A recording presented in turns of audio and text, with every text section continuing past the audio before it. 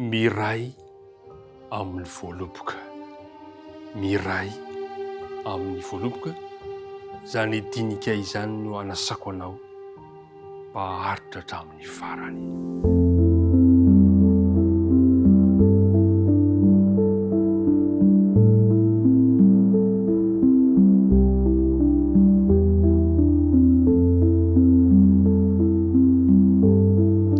Miaraba antsika rehetrarehetra indray natratra ity alakamisy faharoan'ny volana avrily ity, tafahoana somatsara indray ntsika koa miarabanao amin'ny anaran'i Jesosy Kristy tompontsika.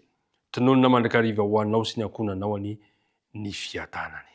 Andeha ry araka hivavaka isika raha nomboka izao fotoana mamy izao. Andriamanitra rainay any an-danitro, vilom-pisaorana anao zahay no ny fitantananao anay, no ny arovanao anay ny andritry ny alina mangina ka natratra izao andro vaovao izao indray.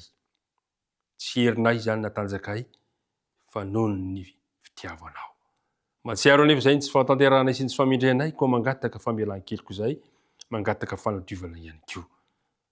Ampitoera ty anatinay ary Tompo ny fanena masina, ka hitari-dalana anay azony matakatra ny sitraponao.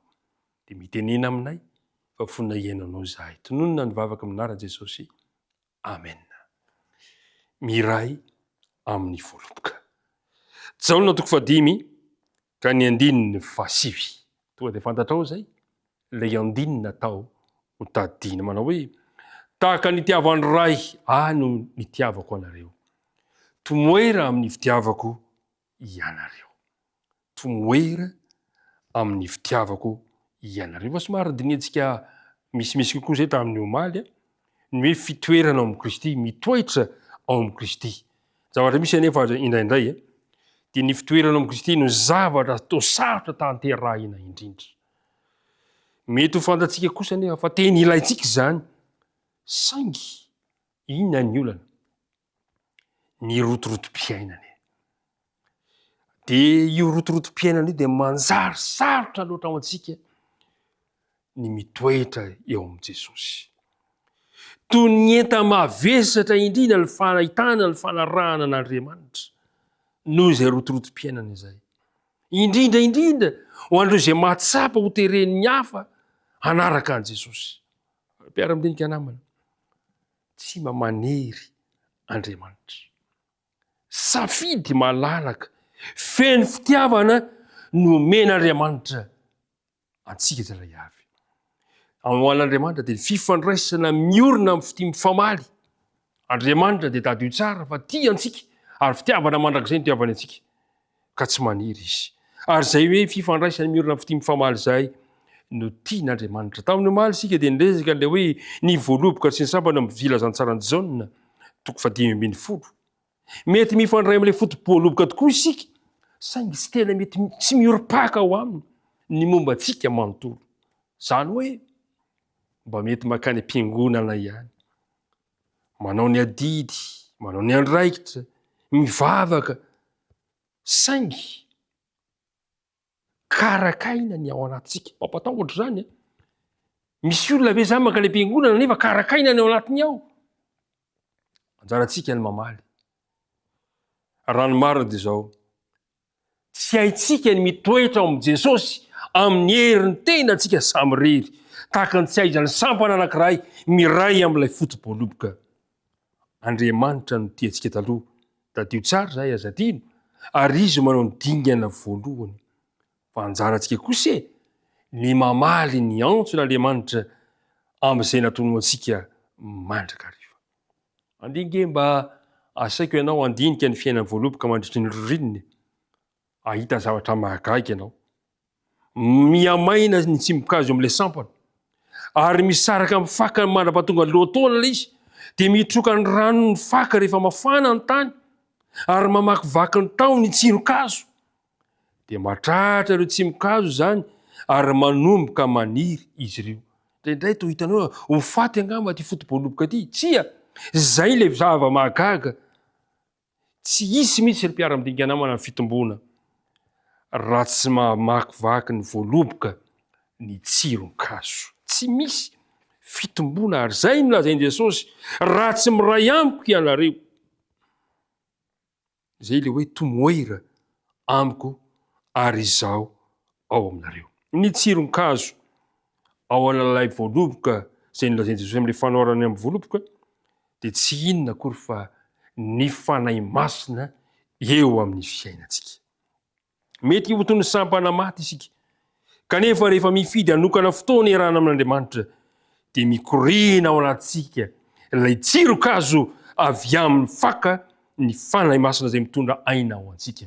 Andeha ary anao fanandramana isika, andeha anao safidy ary isika anokana fotoana mandrakariva ifandraisantsika amin'Andriamanitra dia mahazo ilay tsiron-kazo isika de manomboka eo mitombo ny tsirairay avy. Tsy mahafinaritra ve ny ahitana antsika io fa mitombo isika tsy karakaina intsony noho izany ary mpiara-midinika namana mila angatahana isan'andro ny koriana ny fanahy masina ao amin'ny fiainantsika andavanandro.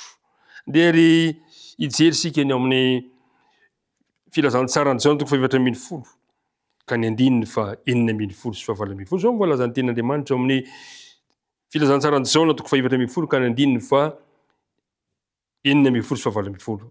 Ary zao mangataka amin'ny ray ary izy hanome anareo mpananatra hafa mba ho aminareo mandrakizay de ny fanahy ny fahamarinana zay tsy azony zao tontolo zao ho raisina satria tsy hitany na fantany fa ianareo no mahafantatra azy satria mitoetra eo aminareo izy ary ho ao anatinareo.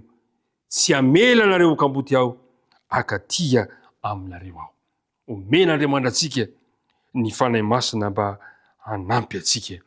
Filazantsara ny Jaona toko 10:9 fa raha tonga ny mpananatra izay iraiko aminareo avy amin'ny ray dia ny fanahy ny fahamarinana zay mivoaka avy amin'ny ray de izy no vavolombelona hanambara.